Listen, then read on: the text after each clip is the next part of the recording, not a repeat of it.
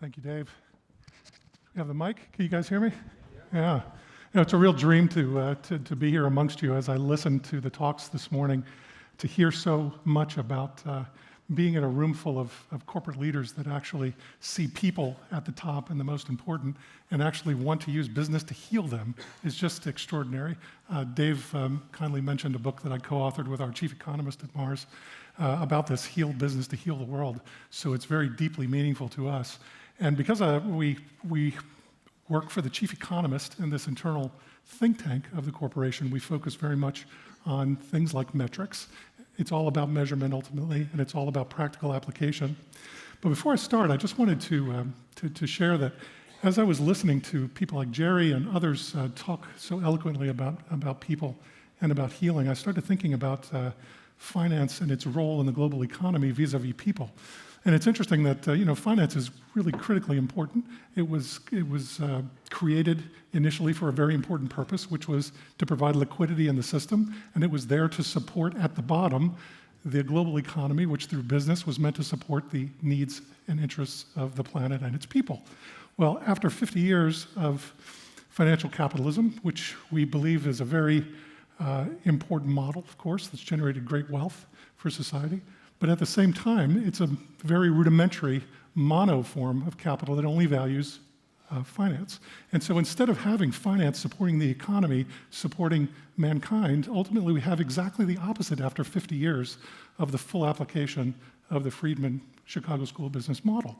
You actually have people and the planet supporting the economy, which through business is supporting finance, which is, if anything, supporting itself. So it's really become at the very top and people are at the very bottom.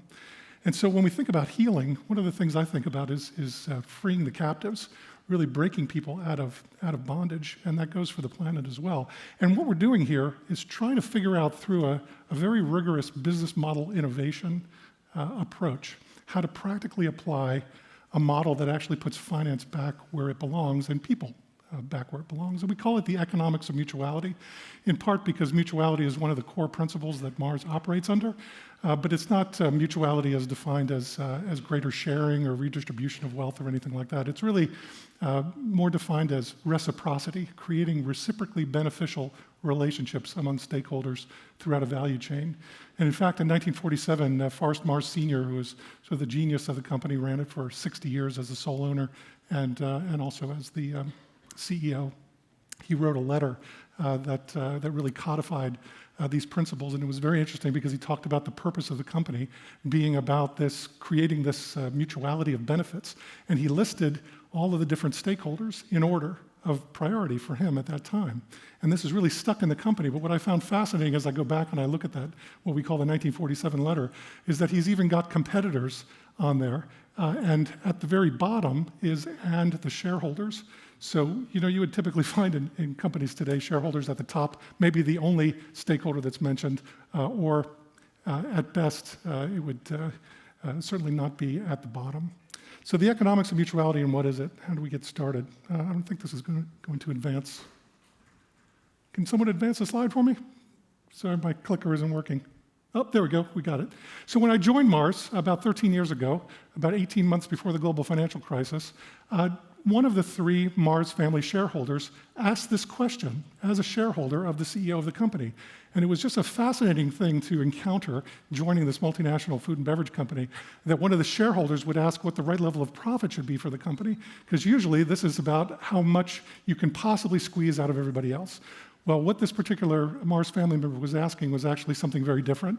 He was asking, are we actually taking too much from our other stakeholders in our value chain, and we're only as strong as the weakest link in our value chain? And are we creating inadvertently, by taking too much profit, extracting too much from the others, this disequilibrium of one stakeholder in the value chain squeezing another, and this disequilibrium in our business is actually affecting us negatively, but we don't even see it. So what do we have as an answer? We have, of course, Friedman and his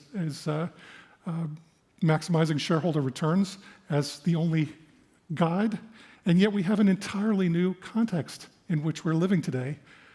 Economics is really nothing more than the management of scarcity, and 50 years ago there was a reason for Milton Friedman's model of financial capitalism. It's because money was very scarce in the global economy, whereas labor was abundant, and so were natural resources.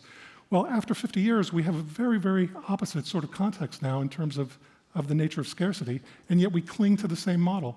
So we continue to dysfunctionally create, through this model, more and more financial capital, which is in great excess. At the same time, we wind up depleting natural capital, which is now in deficit. And also, we have less and less talent that's matching the jobs that are being created in the global economy. When you think about the size and influence of multinational corporations and Friedman's approach, which was that the sole social responsibility of business, is to maximize profit for distribution to shareholders.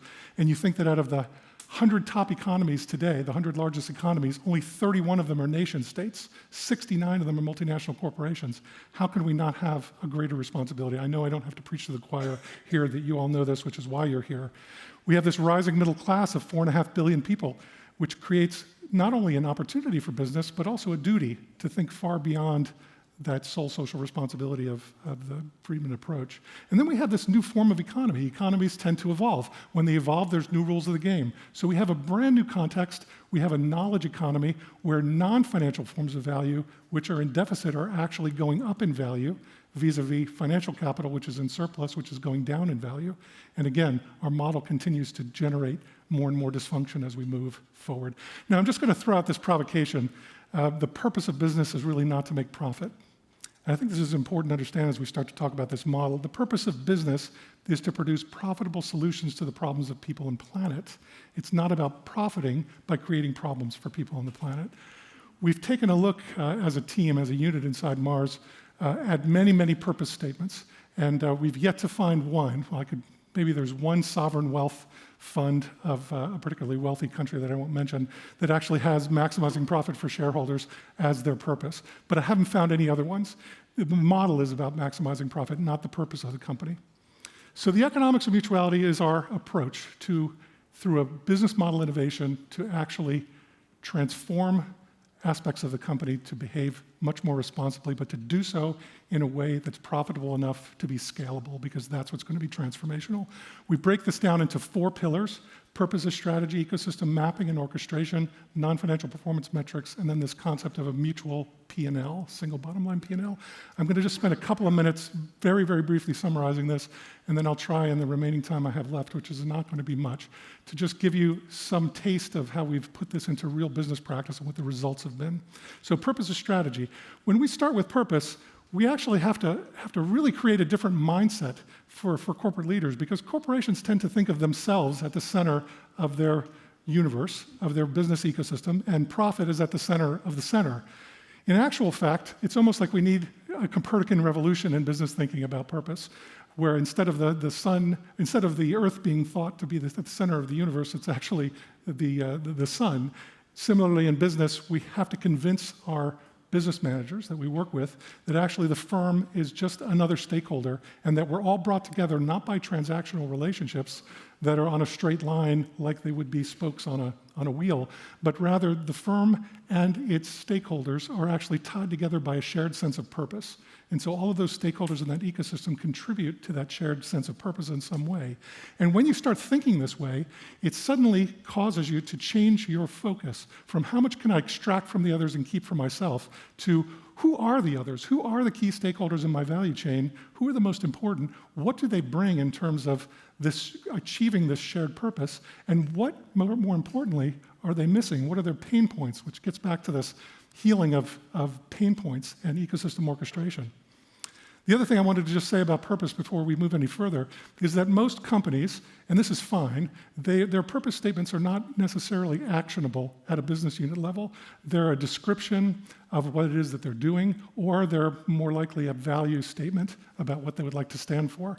So one of the first things that we do with an internal business unit that we're working with on an economics of mutuality pilot or program is we work with them to help identify how to create a purpose statement that actually cascades from the broader macro level corporate business statement, but actually is actionable for them at a business unit level. Once you have that, then through that prism of your purpose that's actionable, you can start to see really who your stakeholders are that are most important, and you start to map out who those stakeholders are, what do they contribute, and more importantly, what are the pain points that they're facing. And as we start to figure that out, then we have something really meaty that we can work with the business unit leadership to decide which 2 or 3 of these pain points in that ecosystem we really want to internalize, because we're not responsible for all of them. We can't possibly manage everything. But once we identify what those are, then we can start to work with that business unit to craft the right kind of interventions to grow what we call the non-financial forms of value that are also capitals, just like finance. Financial capital is a form of value.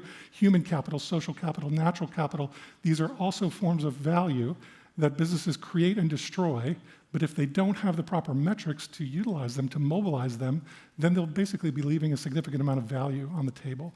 So this brings us to the third part, which is the non-financial performance metrics.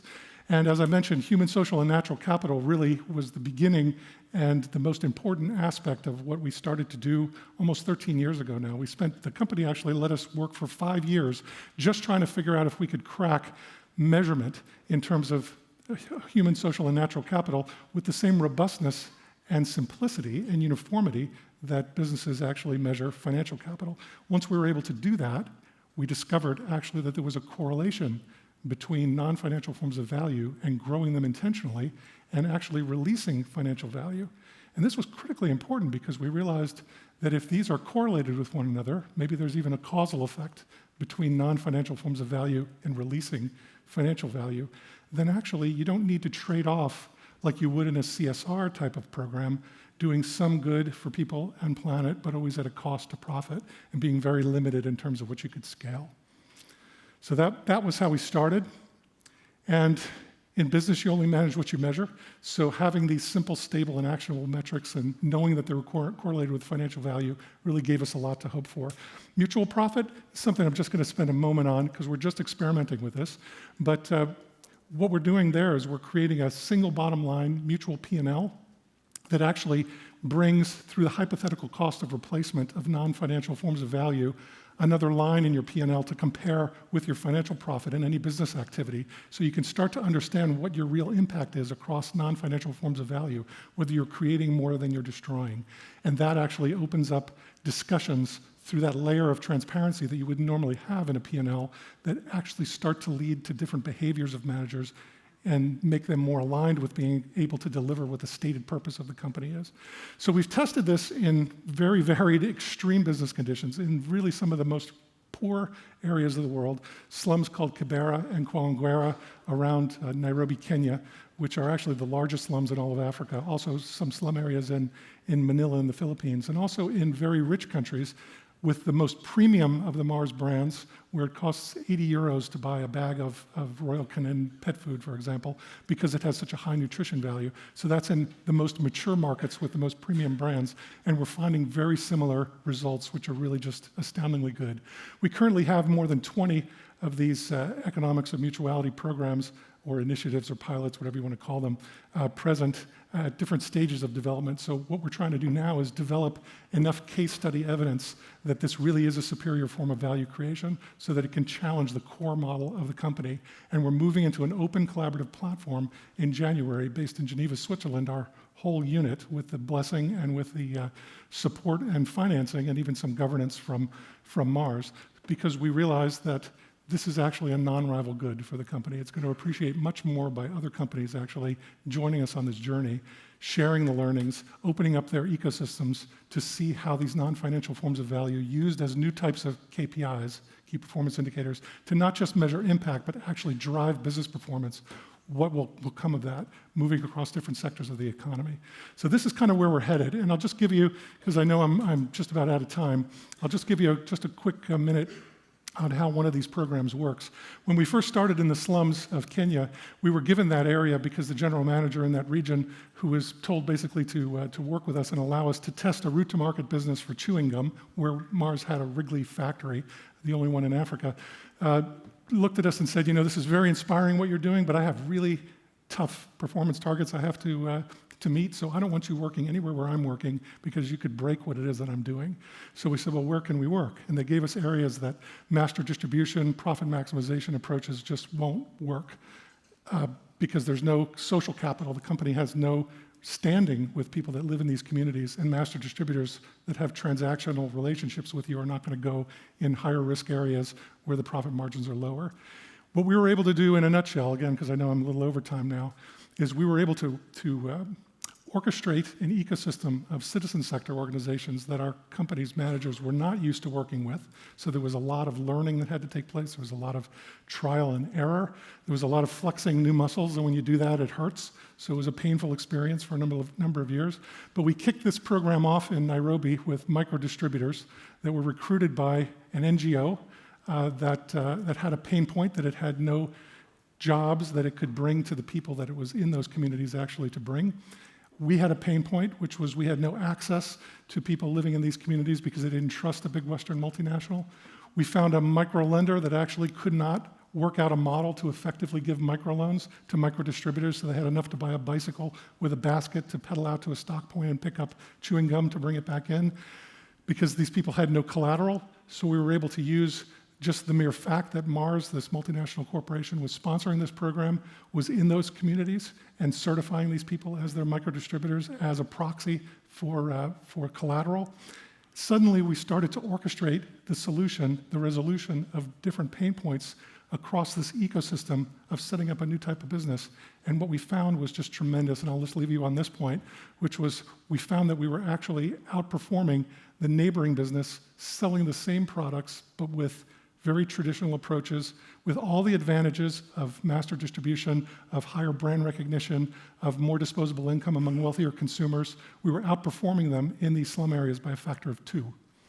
And this program went from 7 micro distributors in 2013 when we kicked it off to over 1,000 today. We're finding that this approach is the only approach that works for our food and beverage sector, at least in our opinion, in very poor areas and less developed areas. And it's now being globally scaled by the business to at least 5 other geographies around the world.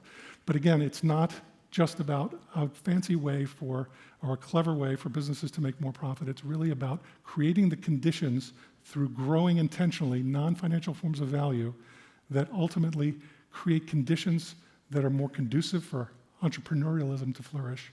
And entrepreneurialism is about freedom, and freedom brings healing. So thank you for your time.